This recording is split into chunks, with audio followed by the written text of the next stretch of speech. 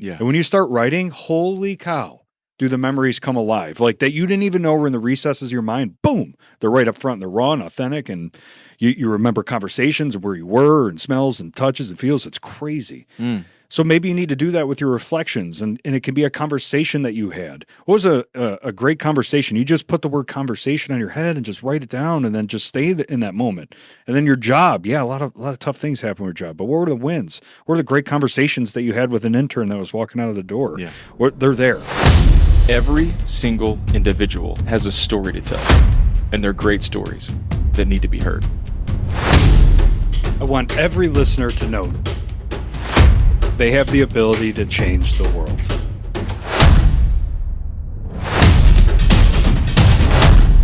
Welcome to the 1720 Podcast.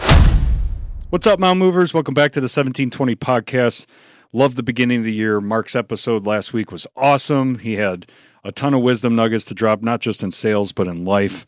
And we're going to kind of build on that when we talk about reflections and goals and the path forward today. Yeah, when it's not like the guest that you curated, right? Like me, for example, like he was your connect to bring him. I didn't know what to expect exactly, but I felt like he was hitting, like, as I say sometimes, right down the fairway for things we've been talking about for years. Like people first, sales is all about relationships, leadership and sales are the same. Like lots of different things. Like, oh yeah, this is perfect for a season opener. Absolutely. It's cool when you see different people from different walks of life and have kind of those same intersections, because he's never listened to our podcast before, but speaking about pretty much our purpose, you know, making an impact, changing a little life one here at the time. And you can, how do you make that transactional and daily habits and skills and client building and development? It's awesome, man. Yeah. Right.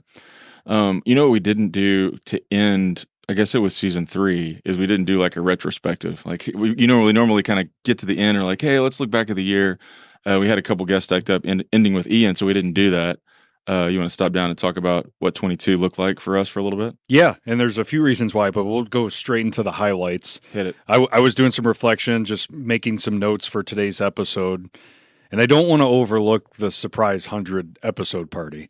Not because they're celebrating us, just because the significance of what it meant for the purpose we're trying to create. Yeah. Like, I know those people were there for us, but I think more importantly, they're there for a common cause. Yeah. Like when you scanned that room and saw who was in that room for that party, which we probably need to describe the party for those that don't know about it. Everybody stood for something big. Like, it was the collective group of people that believe in the same things that are driving our industry forward and into the next phase of what it's going to look like. And that's what excited me about seeing that room. Like, holy cow, look at the powerhouses in here. Yeah. And it just was electrifying and terrifying at the same time, because I don't get surprised often, and I did not see that coming. Yeah. I don't know if I've talked about something my dad said to me at that time, but I told you what my dad said. My dad is kind of sitting along the perimeter of that room. And as they were walking up to my parents were there, as they were leaving, my dad grabbed me, and having sort of taken it all in for a couple hours, however long we were there, he says, how often do these people all get together? And I was like, never. Yeah. Like it was, to us, from our perspective, that's special because it was a group of people who were like just power hitters in their space all together in one space. And so to my dad's sort of quirky comment, never, except for the forum that we've given folks to listen and learn and lead, brought them all together because they all believe in the same thing. Yeah.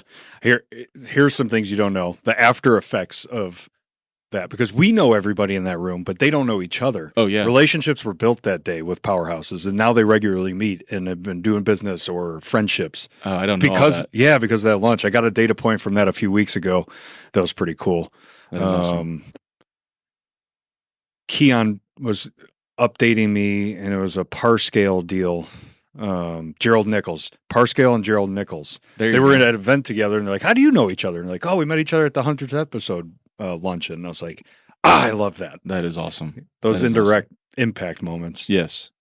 Yeah, I don't know. Another funny story I don't know if ever got told was before that we were with Dan Bradley. I don't know if we've told this. And he was in on the ruse to try to get us there. And just, we're trying to work through some stuff and just like so frustrated because we weren't. Dan was like, man, I hope Kevin doesn't fire me because of that meeting. I was like, what this is sloppy. I'm trying to like put things on a whiteboard to try to get us going. I've learned to love whiteboarding, by the way. And I'm writing names and who's going to call this person and how we're going to. And then it was just a ruse. Like they were just trying to buy time to get us into the truck over to the place. So got me good. Yes. What are some highlights for you? I got one, but it's more just like bigger picture. Just in terms of like our guests or the season or open. Oh yeah, man. I don't know. Guests are always what it is. I've had a few more touch points with people who are listening now that I'm more in the industry and less at the firm, right? But the guests are always like the highlights to me. We can come back through some of those, but I'll tell you a sort of touch point highlight is there was a guy at the office. I just thought he was an employee because I'm still kind of the new guy, and he was leaving.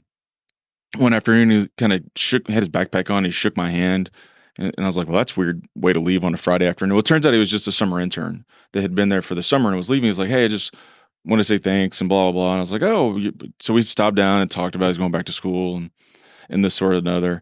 And then he started talking about how he had been listening to the podcast. And I thought, oh, that's an interesting, like, new venue. This is a college kid. And he's like, it's just amazing for me, and I don't know how y'all do it, to hear from all these industry leaders who are, years and years and years ahead of me. I'm not even out of school yet. Yeah. And I'm getting the privilege of just hearing people's stories and things that help them and things all this. And I was listening to him talk thinking, what a great like space for the podcast to live in as these young folks are entering the industry. Well, I think about our listener being traditionally someone who's roughly our age, kind of roughly going through the same things we're going through, climbing the career ladder, but whatever, right? Yeah. That's completely demographically, that guy's completely different and interested and thankful and responsive to what we're talking about. So that was a really cool moment for me this year. Yeah. When I was reflecting on this, well, before I go on that, like you're accelerating that kid's learning curve, man. Oh yeah. He said that. Yeah. Like that's huge. What the tribe is doing just out in the world and what they stand for, and the Justin Parscales, the Gerald Nichols, the Matt Fishers that are taking the initiative to go meet people that have been on the show or meet other former guests and build that network and go out and do things that we most of the time don't even hear from. Like I'm just super proud of them. Like the tribe, what they're doing, the impact they're making out there. It lets us know that the effort's worth it. Because, dude, let's not make any mistake about it. There are seasons both Stewart and I go through, and we're just lucky enough that we both don't go through it at the same time. It seems to ebb and flow. Or I'm in a valley. I'm like, why are we doing this? This is so much effort, and then you're like, dude, purpose. And then a month or two later, you're like, Kev, so we got another season in us. I'm like, we have to. Yeah. Like, it's not actually a choice. Yes. And so that's been a blessing to have that ebb and flow and be able to pick each other up and just know that there's a purpose bigger out there. And so, folks, those data points mean everything to us. We appreciate them. And we just appreciate you for what you stand for, who you are, and what you're doing out there. Yeah, I agree with all that. I wish there was a way to like catalog all those touch points. I know you can't, but just like if you could see the relative neural network of all the created touch points and whatnot, man, it'd be amazing. It'd be awesome. It's super fun to see it. But it's like when you plant a seed, like sharing the gospel with somebody. Like you never know who gets to like reap the harvest or whatever. You don't know. You'll never know. But I know that those connections are out there in the metaverse or whatever we call it these days. We talked about it last week, the hindsight light bulbs. Oh yeah. Usually when you're having that conversation, you don't know how big the moment is, right? Yeah. You just think you're having another conversation. Then 5 years go by and that person reminds you of that conversation that changed their life. Yeah. But that's one of the highlights of last year for me. You got to take it back to the very beginning, the season opener, Lou Carella. Now that you and I are through some things, he said something in that podcast, one sentence that you and I'm getting goosebumps actually just starting to say it. Yeah. But he was talking about his shifting in his career, and he said he'd be quitting on his career if he stayed. And you and I probably didn't hear what he said next after that, because you and I just had this eye contact and telekinesis, and we're like, we could see the whites in our eyes, and then we were like, oh yeah, we got a podcast to do, and we kept going with Lou. And a lot changed for us last year. Yes. And I feel like, at least for me, that was a big starting point. I can remember when Lou said it and like making eye contact with you, because he was virtual, but I guess were we together or were we virtual too? All virtual. Yeah. Whatever it was, I just remember being like, That's a laser beam for one of us here. Yeah. It turned out it was both. Yeah, turns out it was both of us. That was a good one. Lou was awesome, man. He's been I haven't stayed in touch with him, and I don't know if you have. I think maybe you're a little bit better in connecting with him. A little and stuff, bit. but Yeah, here and there. He changed jobs the end of last year. yeah, I'm gonna screw this up. Where'd he go? I don't remember. I know he changed, but I can't remember. Yeah. I'm blanking out on where he went, but he had a job change. Yep. I congratulate him for that. Yeah. And he has awesome content. We need to check in on how he's doing on that book, because he did say offline. Well, I hope I'm not spilling the beans, but he's in the process of doing a book, which I think are going to be a lot of his encouragements that he puts out on his Instagram story, which I have screenshot more times than I can count. Yeah, because you're like, oh, that's good right there. I have not heard anything about it, but we should ping him and see how it's going. Yeah, for sure. The other cool people, Eddie has been, that, because there's now a lot of Small World, and his kiddos in my youth ministry class Wednesday night. I got to meet his wife. She's awesome. She's serving Wednesday nights, teaching kiddos as well. Oh, that's fun. We live in the same town. Our daddy-daughter breakfast last week, we ran into him. He came up and fist bumped my daughter and talked to him.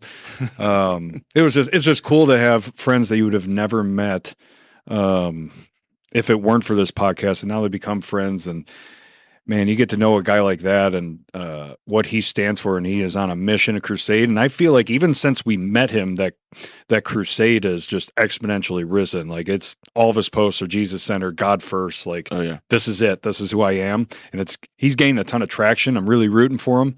He's been an inspiration for him and a word from God on how the book opens, because his book opens right in the middle of a story, and now mine will. Yep. And it's not a great story, to say the least. So, man, talk about people impacting their lives. We're bringing these guests on and hustling for these guests to impact our listeners, but they're rocking our foundation just as much. Oh yeah. Oh yeah. Do you know what the 1-2 punch out of the gate do you remember what the second guest was of last year? No. It was Tolly. Oh my God. Yeah. Yeah. That's right. Because it was back-to-back coaches out of nowhere. Yeah. Yeah. Sorry, I went curveball from Eddie back to Coach Lou, but I was just thinking about other guests, the 1-2 punch in that front of the year. And Tolly's turned out to be a great friend, a huge proponent of what we have going on, and catching up with him every once in a while and breaking bread and checking in on the season. You even went to some games, didn't you? Yeah. Oh, dude. And they were exciting. The one at Globe Life Field, so where the Texas Rangers play, seeing those kiddos on a platform like that they might not ever have a chance to do that again. Yeah. I was watching it from a whole different angle, because I didn't have any skin in the game other than rooting for Shane. Yeah. But just knowing the moment for both of those teams and how rough it is on the losing team. It was Rockwall, I think, for that playoff game that I was at. But Waxahachie won, and it was cool to root for them. But there's so much good, and we're going to speak to them this year. We're going to that football team. We got to decide if we're doing that together or separate. Speaking of 1-2 punch, yeah, right. Like there's benefit to both, but we're gonna go talk to that team and give them some mountain mover wisdom. And dude, I can't wait. I'm gonna scream. I'm gonna fist bump. There's gonna be Ric Flair wooing. You better believe it. Maybe we go separately, because that's not probably what I had in mind. But probably you come in right after me. There's chairs and tables flipped over. You're like, what happened in here? Thinking of something more melancholy and like dramatic is probably. Yeah, that was awesome. And we need to get down there. I think there's an unresponded to text that we need to circle back with Tolly, actually. Yeah, if we want to sequence these together, we have a few people to line up, and I think January's nuts for a lot of people. Yeah.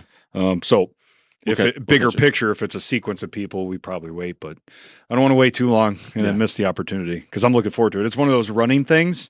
When I'm trying to escape the pain of like a long run, I start thinking about what I'm going to say in the locker room. Then all of a sudden I'm running like 2 minutes faster pace per mile. I'm like, oh my God, I got to slow down. Yeah. Hey, calm down, coach. Yeah. Calm down, coach. I'll give you a couple of my favorite episodes from the year. Not that you asked, but I'll give it to you anyway. Hanging out with Hayes was probably one of my favorites. Oh, bet. Just recording a little bit with him. And I know we just introed an older episode, but I don't know. I probably brag on my kids a lot, but they're wise, and Hayes is fun to hang out with, and just listening to that episode and then try to debrief it with him from our top secret location was super fun. So shout out to Hayes on that one. And talented too. He did really well. He's pretty good on the mic. He's On the not ones doing and twos, on as the they ones call and it. twos for his DJing gig and all that. Yeah. And you know, another one of my favorites was with an old buddy of mine. As much as we've met new folks and have the the stories like with Corella and Eddie Penny and stuff, like we have on old friends too. And my buddy Kent was on sort of mid-season and had a great story to tell. And some of the stuff he said just stuck with me for months and months and months about how every hero needs, or every journey needs to have its hero and stuff like this. And that just stuck with me for a long time. So it's been fun to, in those instances, kind of reconnect with old buddies too, bring them on, tell stories that Yeah. and let them kind of get what they're up to out there too, so what they have going on out there as well. So that was fun. Those are two fun ones for me, Hayes and Kent. In addition to like the big names and the fun stuff we did, stuff that's really close to home, I like too. Isn't it exciting that we're just starting this year and like we don't plan on rolling out a red carpet right now for some profound guests. I don't really think that matters at this point. I think what matters is the content is backed behind a purpose, and we know there's going to be cool moments along the way. We just don't know what they are yet. Yeah. And that anticipation is very exciting. I want to challenge listeners for sure. When it comes to reflection, there's a lot of positive that happened from the podcast. So it's pretty natural to just talk through these things. Yeah. And what I've noticed through teams and individuals and peers, whether I'm coaching them or they're just friends or whatever the case may be, 2022 was a rough year for a lot of people. A lot of uncertainty out there. You have the economy. You don't know what's happening, election cycles, all this sort of stuff. And when you ask people about the positives from the year or positives from the past month, I'm getting a lot of blank stares. I mean, a lot. It's the lion's share of people and groups that I'm talking to. And the default answer is, I don't have any. With some quiet time, and you challenge that and say, unacceptable answer. Just sit there, think, or report out next week. Yeah, right.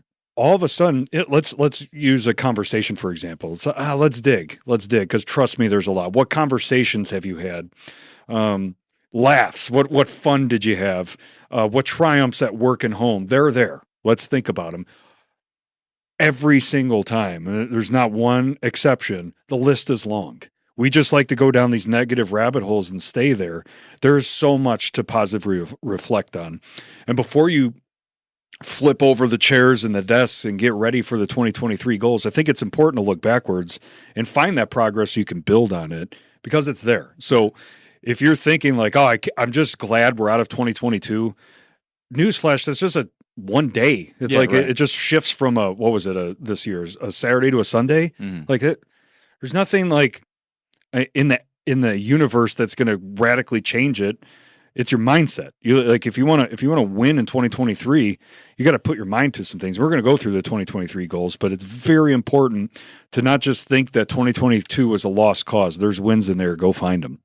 We talked about this even in the context of when we turned from 20 to 21, and that year was brutal because of COVID and all the stuff. And I think I've said this before, but we opened that next season with Mike Sorelli, who said, like, if you think the year 2020 was a loss, you're not paying attention. Oh yeah, that's a good point. And so it's just, we didn't have a global pandemic, and things sort of tended to return to normalcy. And churches were full of people, and sports arenas were full of people, and you went to the grocery store without wiping down your groceries. But you definitely can look back and say, win or lose, good or bad, there were things in there that were worth celebrating and reflecting on. Irrespective of what the year was. Like, you just got to stop and think about it. I was talking to my buddy Matthew last night, and he was telling me, or no. Our reflection was, doesn't COVID feel like a lifetime ago? And to both of us, it did. But that's not the rest of the world or country, for that matter. Like in other areas where they still are in the throes of it. So they come out here like, wait, are we shaking hands? Like, yeah.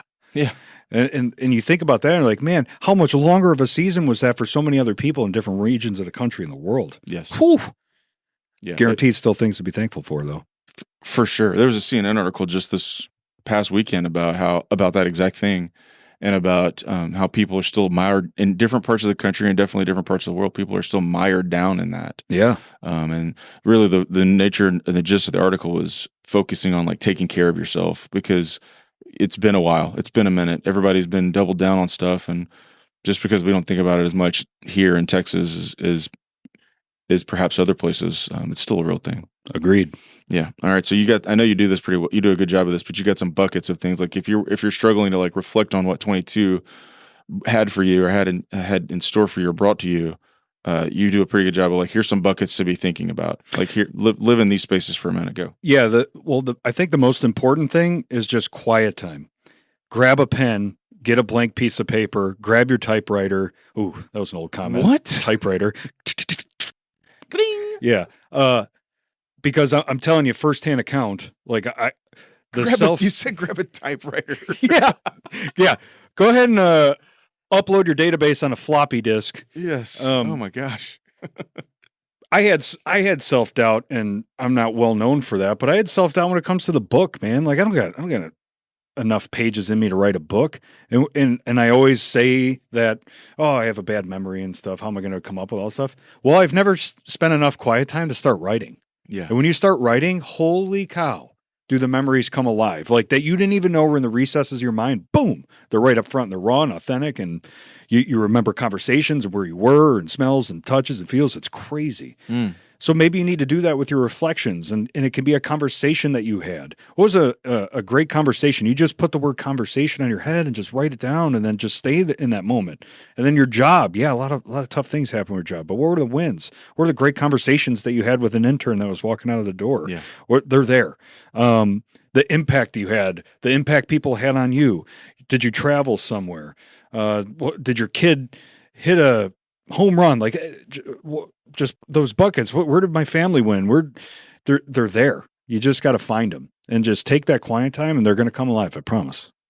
Have you heard the? I don't know if like where I heard it, but the. Well, let me rewind and say that differently. Thinking about this moment at the end of 2023, right? Some people do a good job of like cataloging those things as they come up, right? Writing them down. And one of the ways I've heard, and the shirtlifts don't do it, but there's like a bucket near the kitchen table, dining room table, with little sheets of paper on it. And at the end of the day, like you sort of implore people in your house, like go write something down and chuck it in the bucket.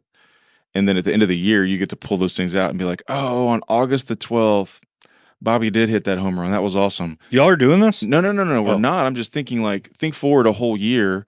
If your frustration is right now is like, I can't remember that stuff. I'm having trouble like actually pausing, stopping down, reflecting, and looking back. Like maybe the answer is embark on a contemporaneous journey right now going forward, so that this time next year, you logged it, you journaled it. Yeah. You might write down some stuff that, with the benefit of hindsight, that wasn't a big deal or whatever, but write it down now so that this time next year, you pull that stuff out of that bucket and say, it's a great idea. Holy mackerel. Remember, Sadie, when you wrote this down? Wasn't that awesome? And you can have those memories to hold on to a little more tightly. So anyway, just an idea. That's a good idea, man. I just made it up. Actually, I didn't. Somebody told me it, but we'll do it live. We'll do it live. No, I stole that idea from somebody. But yeah, those are buckets. Think about the buckets, reflect in them, journal. I've been saying journal for a long time. Yeah. So and we're going to get into goals and goal setting. Are we really? Yeah. And we're going to do that every year. We come out in the first few episodes, and I'm gonna love it. You might cringe. Then there's going to be people in the middle.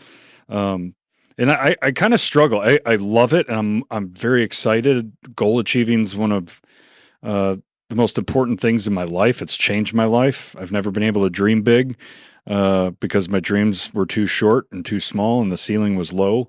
And if I would have set those dreams and worked backwards from it, I would have lived way under my potential. So these goals have really helped unlock something inside me that I didn't have. And where I struggle with January is because I know everybody's on fire for these New Year's resolutions. And I just think they're garbage, man. Like Mark was talking about that new shiny toy. New Year's resolutions are the new shiny toy. You need to work on something that is in place after the fire burns out from New Year's resolutions.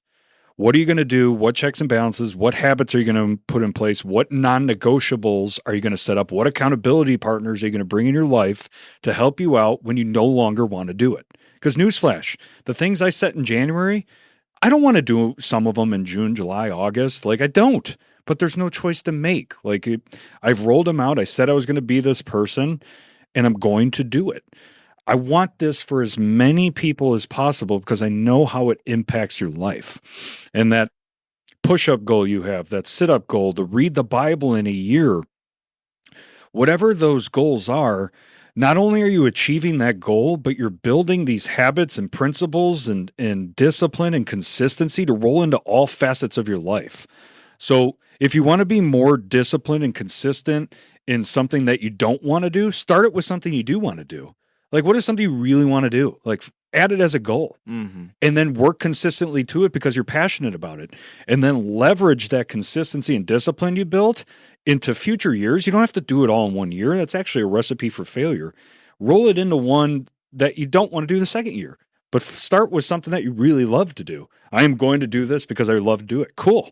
Just stick to it. Yeah. And then next year, how can you build on that? Like, some of these goals on my sheet for this year build off last year's success or off last year's failure.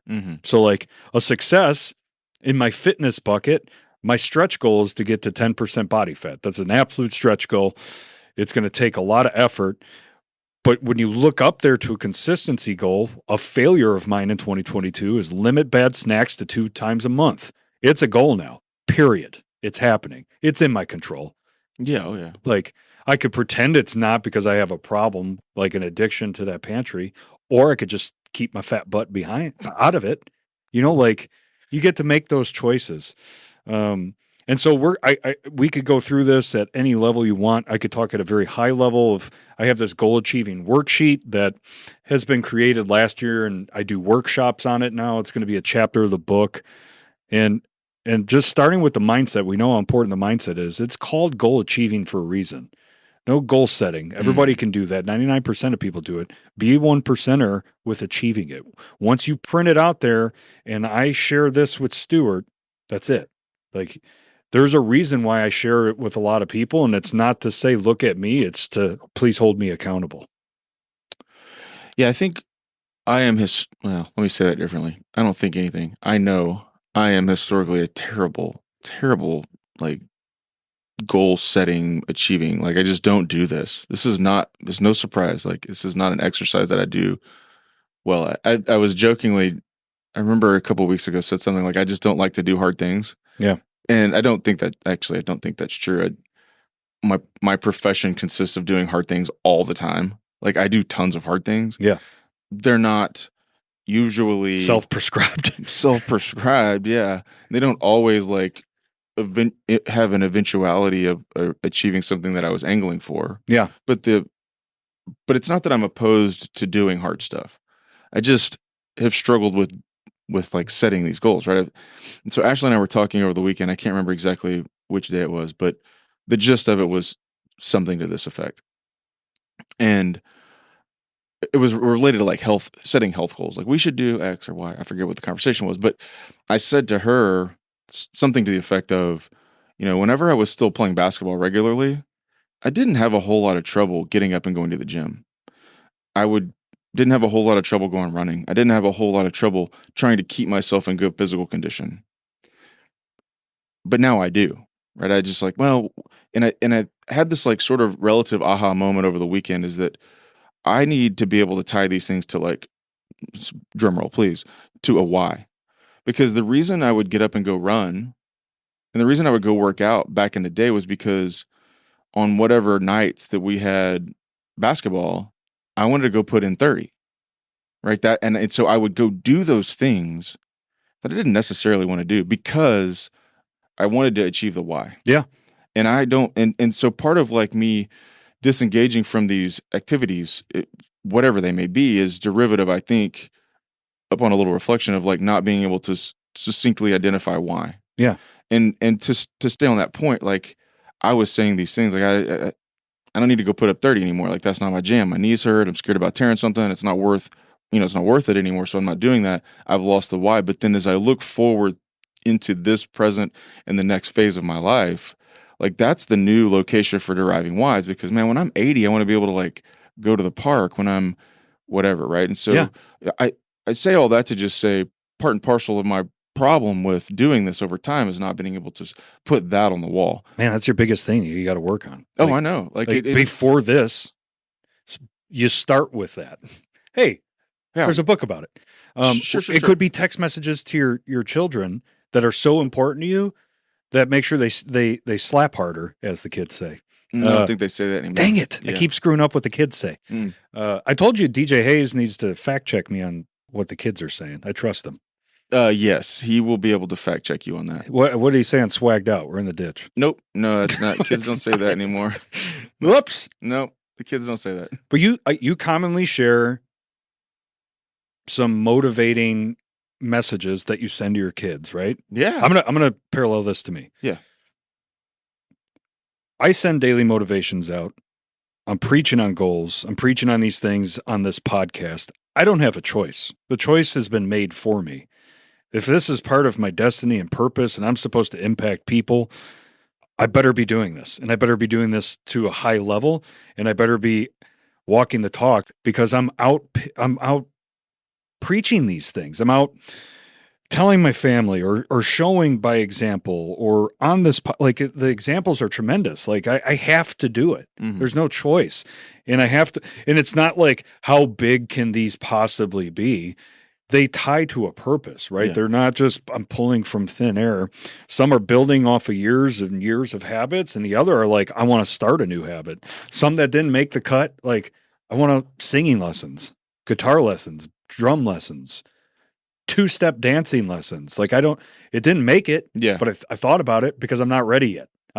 It's not baked because I have a sickness of if it makes it on the sheet, it's going down, but it doesn't tie to my purpose. Like that's where I struggle with like, okay, I want to learn a new thing. Is that just a shiny new toy I'm chasing? Yeah, maybe. Maybe not 2-step because maybe Sadie and I could do date nights because I don't have 2 left feet anymore. I put some training in and it's fun. That could tie to a purpose of strengthening my marriage. Does drums? No, it probably ruins my marriage. Yeah, you don't want because to all go of a sudden there. I'm in a small garage going ham. Yeah, you don't need that in your life. You No, don't no. need drums in your life. I can speak truth to you there. Just the war drums at the beginning and end of our episode. Yeah. Yeah. So going back to you, like if exercising 3 times a week, like you don't care about how you look, which I think is incorrect, but that's not a strong enough why, maybe telling your boys and your girl to show up being your best self at the gym because you're also showing up. Well, And it doesn't have to be putting up 30. It's just, it could be the elliptical because face it, you got to play with what you're working with your body. Like you don't need to be running up and down full speed. Like, but you're putting in the work, your version of the work. Yeah. Yeah, it is definitely in that specific scenario, like practice what you preach, do as I say, not do as I do, not as I say scenario, which I'm from time to time guilty of leaning into the wrong side of that analysis. But yeah, for sure. So that's the aha moment over the last few days for me is just like, yeah, I need to reassess those. And then it becomes easy. It's like, okay, if my long-term goal is X, I need to make sure I can go to the park when I'm 85. Yeah. That's sort of like colloquial. I'm just saying that. But like, okay, I need to make sure that this and this and this and this and those sort of things. So it's been I didn't make it through to a goal planning worksheet for achieving worksheet for today, but definitely had some thought process put around like, why don't I like doing this? Like, what's the problem? Why don't I like writing things down and following, that sort of thing. Yeah. Anyway. Well, I'm excited to see what you're going to do this year. I'm not taking 2-step lessons. I'll tell you that. Well, you ask people to 2-step out of episodes, so at least there's that. You got a level of 2-step dance. I've already got that down. Yeah. There's one thing I'm excited about that is a big shift, and you could see it on my sheet when it comes to the family bucket, which I'll go through that in a second at a high level. But just TBD, collaboration with Sadie. Yeah. So a couple months ago, we had talked, and I was like, she knows I'm doing this, obviously. Yeah. And she knows that I do it every year. This is the first year this actual worksheet exists, but I've been doing this for a while. But why am I setting the family goal? Why don't the family set the family goal? Let's collaborate on this together. Who does this really well? The Foltzes. So David will take a day off, and hopefully I'm not spilling any of like personal information, but he'll take a day off and go through his goals, and then his wife will do the same thing, Sarah, and then they'll collaborate on them together. And this is like a routine, like a ritual that they do each year. And I was like, man, that's freaking awesome. Yeah. And so Sadie and I started talking about it, and Keon again has been a good influence on this. And he sent me some worksheets and call it like the dream list, the bucket list. Like, what are some things in the long term that we want to achieve together? And then working backwards from them, what do we need to start doing to achieve those? what don't you like about your life that you would rather do? And like this has uncovered some things for both of us that can help shift us and long term, like start aiming towards it. But we have to work on this year to get to that in 5 years, and thinking very strategically as a family. And so you got that short play. I'm so proud of Sadie. She has aggressive goal lifts. One of her goals is 24 books in a year, which outpunts mine. Ooh, man, that's aggressive. She reads every night. She's got her Kindle. Yeah. So which is going to positively impact me, that I don't keep a book on the nightstand, but now I'm going to. Like, and maybe that'll help me sleep better, but also like she's rubbing off on me. Like it's a two-way street there.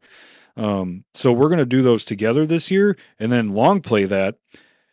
Quinn's going to see those reps because she's going to start sitting in them, because I want her to be a freaking assassin with goal achieving by the time she's a teenager. Like I'm going to say I'm going to do these things. I'm going to follow it up. I wasn't like that. I'll go off on a tangent. You're not naturally born. Like I wasn't a natural born leader. I might even say that sometimes, like about other people. No, you're not. Like you just built up those character traits. And then if you need to be humbled, like if you say you're the best at something, odds are you're not. No, you're not. There's a million people. You say you're the hardest worker in the room, you're probably not. You don't know. Like, how can you say that? So know that there's a bunch of people doing it bigger, faster, and stronger than you, regardless of the discipline. I don't care what it is in your life. Chances are you aren't the goat at it. That should inspire you. Like, it gives you room to work and room to grow. So yeah, I kind of went off on a tangent, but I'm excited to be collaborating on the family bucket with my wife and like walking in that together, because that's a first for us. Yeah, that is a big step. Huge step. Just make sure we all collectively, the family unit, are heading the same direction. Yeah, and man, I am already excited to see what that looks like 10 years from now. Mm-hmm. Like, and not to see if we've achieved those lifetime goals that we have, but how is it impacting Quinn? Because she knows we're walking it and we're doing it, and it's important to us. And I got 4 strategic retreats this month that I'm doing corporately. What about one with my family? Yeah, right. Where it matters the most. That's a good idea, actually. It is. It's not my idea. It's just data points from other people that we're finally implementing as a family. Yeah. You know, so shout out to Sadie. Super proud of you. Yeah. There you go. Still work ahead, though. Oh, totally. But that's the work. Like, cool that everybody does these in January. Yeah. Right. But how do you show up throughout the year? And that's going to be my broken record deal. This goal achieving worksheet, I've sent it out as a DM. If you want it, contact me to fill out. Take the time to fill it out, and then find an accountability partner. I can't be the accountability partner for everyone. There's somebody in your life that you could share everything with that wants to help you. They're waiting for you to take this step, and they're rooting for you to succeed. They're out there. I'm plenty of people are mine, whether they know it or not. I might say something in passing to you that I plan on doing, and you've become my accountability partner just because I shared it with you. You don't even know that you are. And I'm like, why won't Kevin stop talking about 2-step lessons? And it's because I didn't know I was your accountability partner for that. Yeah, every update I give you. It's been cool. There's been several people that Danny Magnano, I'll give him a shout out. We became each other's accountability partners, and we had monthly report outs on our personal goals, and we would meet once a month, or at least have at the very least a text report out. And that's been cool. That's a very structured one, but there's others that you just need to have a conversation and think about it like a bank account. Like, I have told Stewart that I am going to schedule at least 3 hunts as one of my personal goals. That is a deposit into a bank account of my accountability. Yeah, right. I've told you I'm going to do it. And if I go tell you and you and you and you line up people, all of a sudden there's a big bank account. Like, what are you going to do with that thing? Can I just say something that's on this list? Is this all secret? Or is this No, I don't care. Dude, your stretch goal for you personally vastly improved my handwriting. Oh, yeah. Is it terrible? It's terrible. It's terrible. And so I love that you brought it up. By the way. Yeah. Oh, it's bad. I correlate it or compare it to the swearing goal of last year. It's similar because I've always said I'm from Chicago. That's how we all talk. Mm-hmm. And I've just written it off as like, there's nothing you could do to change that. Incorrect. I do not swear anymore. Like last year's goal was achieved. Now my mission is to just maintain it. Yeah, right. It cannot be a goal again or I'm being lazy. Everyone made it a goal last year. Now it's just a maintenance item. Don't slip into your old ways, period. Yeah. You've proven you can do it. Same thing with the handwriting. So like I'm to an embarrassing level. Like Quinn has a, not magic marker, but like, what is it called? Like dry erase marker board of the alphabet. And I started writing on it in uppercase and lowercase, like my 5-year-old's dry erase board. Okay. So I'll give you some encouragement there because I too had deplorable handwriting, like destined to be a doctor, illegible handwriting. I took all my notes in law school on a laptop on my computer just because it could not be deciphered, and probably faster. Oh, it's significantly faster, yeah. But then as we got close to taking the bar exam back in 2001, 2004, they were just rolling out the idea that you could take the bar exam on the laptop. So everybody was kind of fearful that it was glitchy and you were going to get done and it wouldn't work or whatever. So I said, I'm going to take it in writing. I'm going to hedge my bets that it doesn't get borked. I'm going to take the bar exam handwriting. But remember from 15 seconds ago, it was deplorable. Mm-hmm. And so I banked my like professional career of passing the bar on doing it with in handwriting, and then had to embark on I have to be able to read my handwriting, and started slowly like trying to make it better. And did it. You can read my handwriting now. Yeah. But it was a complete disaster before. So yeah, just saying I have bad handwriting and writing off. Yeah. Seems silly, doesn't it? Well, yeah. And it kind of goes back to the aha moment I had this weekend, which was the reason I did it was I had a good why. Yeah. Like I have to fix that because of this. Yeah. Okay, boom, I did it. No problem. You have so many becauses in front of you. Yeah. Like, I just got to go find them. Yeah. Or identify them. I don't have to find them. They're there. I'm going to give Jake Thompson a shout out here because we were having this text back and forth about goal setting and habit tracking and stuff like this. And I asked him because there was a back and forth about your spreadsheet and how you like checking them off and keeping tallies and marks, stuff like that.